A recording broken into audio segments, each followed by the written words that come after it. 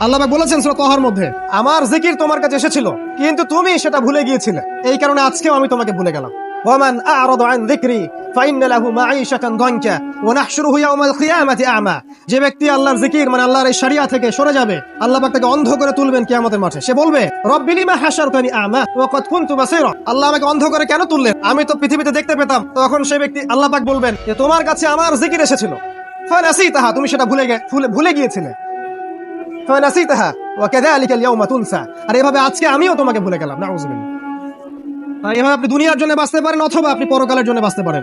যদি আপনি পরকালের জন্য বাঁচেন, আল্লাহর জন্য বাঁচেন, তাহলে আপনার স্লোগানটা হবে এমন, ইন্নাস সালাতি ওয়া নুসুকি ওয়া মাহইয়ায়া ওয়া মামাতি লিল্লাহি রাব্বিল আলামিন। আল্লাহ, আমার সালাত, আমার সিয়াম বা আমার কুরবানি, আমার সালাত, আমার কুরবানি, আমার ত্যাগ, আমার জীবন, আমার মৃত্যু সবকিছু লিল্লাহি রাব্বিল আলামিন, জগৎ সমূহের প্রতিপালক আল্লাহর জন্য। যদি আমরা আল্লাহর জন্য বাঁচতে চাই তাহলে আল্লাহ এবং তার রাসূলের সমস্ত বিধান মেনে চলতে হবে। That's all. এবং জীবনের উদ্দেশ্য ফিক্স